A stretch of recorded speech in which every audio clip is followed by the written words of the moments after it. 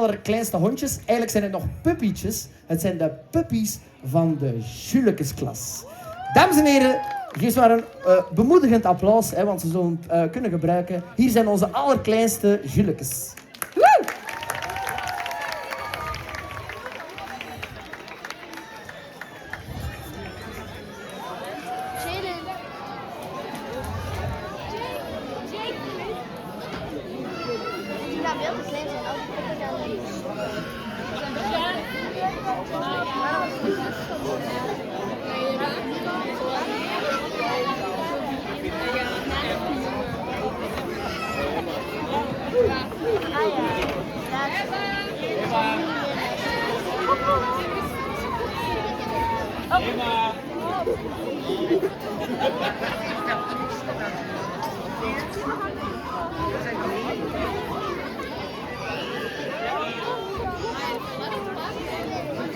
Jason!